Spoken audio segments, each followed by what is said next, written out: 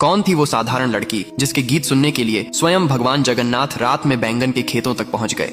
उड़ीसा की पवित्र भूमि में एक साधारण बैंगन बेचने वाला व्यक्ति रहता था, जिसकी एक बालिका थी, भोली, निश्छल और प्रेम से भरी हुई। संसार की दृष्टि में वह बस एक गरीब सब्जी वाली थी, पर भीतर उसका हृदय भक्ति के रत्नों से भरा था। उसे संत जयदेव गोस्वामी के गीत गोविंद के पद इतने प्रिय थे कि वह दिन रात उन्हें गुनगुनाती रहती थी। उसके स्वर में कोई शास्त्रीय लय नहीं थी, पर भक्ति की मिठास थी जो सीधे भगवान जगन्नाथ के हृदय तक पहुंचती थी। वह अपने माता पिता की सेवा करती, घर का सारा काम निबटाती और फिर प्रेम से जयदेव जयदेव गाती रहती। एक दिन पूर्णिमा की रात उसके पिता ने उसे पुकारा, बेटी, चांदनी अभी उजली है, जाकर बैंगन तोड़ ला, सुबह मंडी में ले जाना है।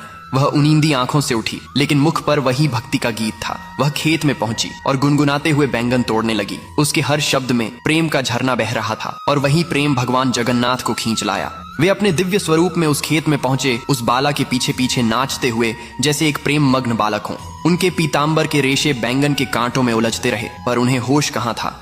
भक्ति का नशा दोनों ओर था। भक्त और भगवान दोनों एक दूसरे में खोए हुए थे। सुबह जब जगन्नाथ मंदिर के पट खुले तो राजा ने देखा कि भगवान का नया पीताम्बर फटा हुआ है। उसे लगा पुजारी ने धोखा दिया है। उसने क्रोधित होकर पुजारी को कारागार में डाल दिया। बेचारा पुजारी रोता रहा, प्रभु, मैं निर्दोष हूँ। उसी रात राजा को स्वप्न में स्वयं भगवान जगन्नाथ प्रकट हुए।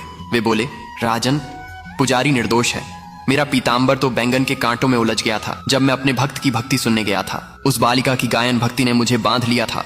अगली सुबह राजा स्वयं उस खेत में पहुंचा। वहां सचमुच पीताम्बर के सुनहरे रेशे कांटों में लिपटे थे। राजा की आंखों से आंसू बह निकले।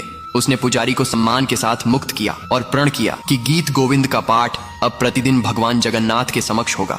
उस दिन से जगन्नाथ मंदिर की मंगला आरती में जयदेव के पद गूंजने लगे, उस प्रेममयी बालिका की भक्ति की स्मृति में, जिसके निष्कपट गीतों ने स्वयं भगवान को धरती पर उतार लाया था। जय जगन्नाथ।